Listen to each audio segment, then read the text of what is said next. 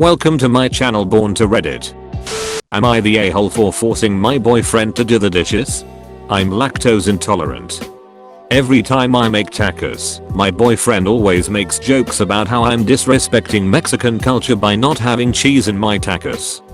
I've told him multiple times I'm not going to give myself the shits just to make him feel better about my friggin' tacos. He's not even Mexican, he's white. This came to a head last night when we were having tacos again. I got up to go to the bathroom, and when I came back, I noticed my taco looked tampered with. I go to inspect, and lo and behold, there's ducking cheese buried underneath the other ingredients. I told my boyfriend he was a raging dad checkano and went to bed, leaving him to do the cleanup. I still haven't spoken to him all morning, and he's complaining about how I forced him to do the dishes because normally I do them. Am I the a-hole here? Does DTMFA stand for dump that mother ducker? Think it means dump that mother ducking a-hole. It means dump the mother ducker already from Dan Savage. Love Dan Savage, dump the master of fine arts. Does the monster finally assist? Damn those miniature fiery archers. Don't touch my food again. Am I the a-hole for telling my BF I'm not going to his vacation spot? So I definitely feel like the a-hole, so I need some clarification. I'm 28 female and I have 2 kids. My boyfriend, 28 male, and I have been together for 4 years and my kids are not his. Throughout this relationship I have been included in all his family functions. I have a really good relationship with them, and I dove in head first because my family lives out of state and I crave family. My mother and sister, 16 female, moved back to our home state last year and met my boyfriend for the first time. They butt heads almost immediately because both of them think they are right about absolutely everything, even when they are both wrong.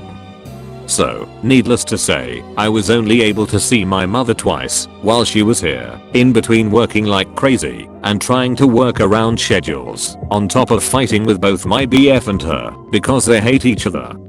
It was fucking exhausting. After 8 months my mom moved away again. So I have a week's vacation coming up, and my boyfriend and I had no plans. I have more than enough money in my savings and told him I wanted to drive out to Indiana with my kids to go see my mom for the week. He gave me a sideways glance and didn't say anything. I was dead set on it though because I'm going through some shit and need my mom, so I started planning. Well, my boyfriend came up to me last night with his phone in hand and starts talking about all of us going to Seattle during my vacation. He lived there up until 2 months prior to us meeting and wants to go back, has been trying to convince me to uproot my life and move there for several months now and basically says that our relationship is about compromise, so I should compromise and move. So, I reminded him that I'm going to my mother's. He got mad and said that it wasn't set in stone and that I didn't even bother asking him if he were okay with it. I asked him why he wouldn't be okay with me going to see my mom, knowing I need her, and he said it's not even that. You made plans to go on your vacation without me when we barely even see each other now. So you want to take the only week you have off and just ditch me here while you leave? How is that fair? So I told him he could go with me and has like no, absolutely not. I'm not staying with your over opinionated mother for a week.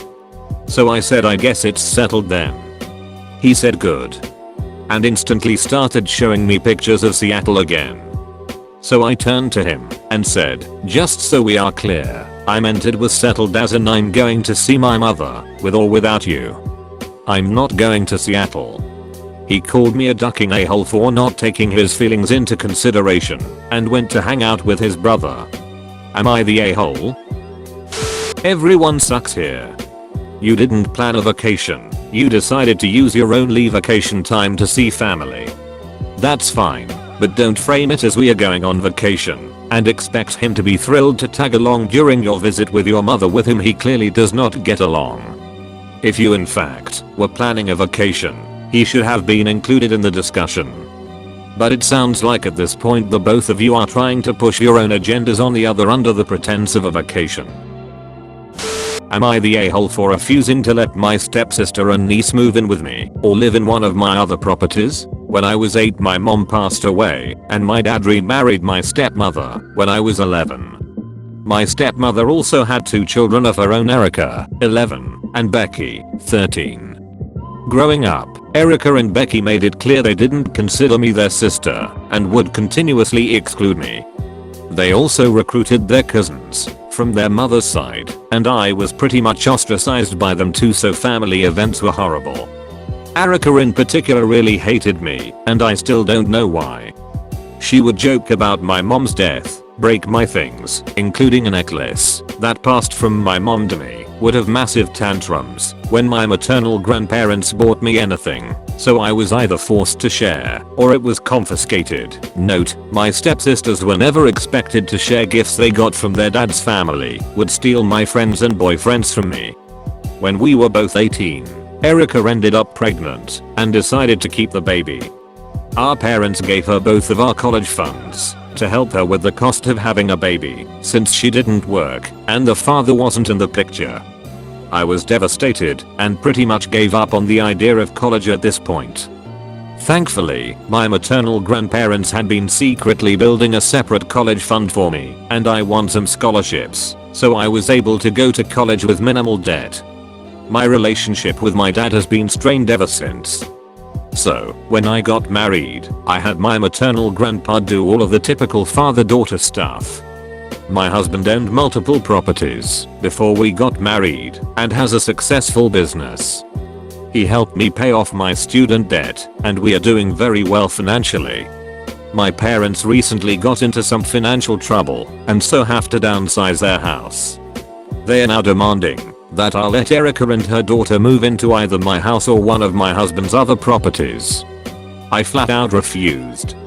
Their argument is that my husband's sister, who is also a single mother, lives in one of these properties rent-free and that, if we are willing to do it for her, we should be able to help Erica too.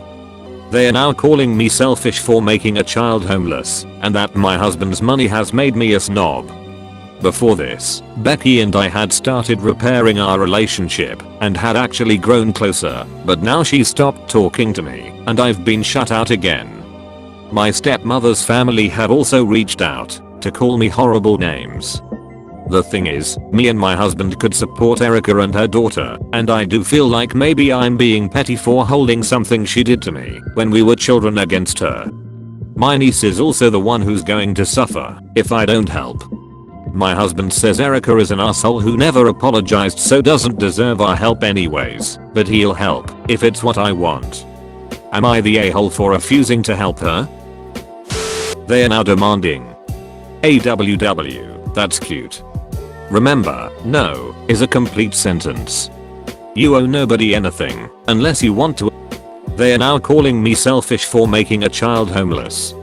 I call the parents that have kids they are unable to care for / how selfish my husband's money has made me a snob. SNOB equals not a doormat. My stepmother's family have also reached out to call me horrible names. Oh, now that you've insulted me, I've had a complete change of mind, and I'd love to house this adult child with a child for free. You didn't cause this, you've only had disadvantages from this person being in your life.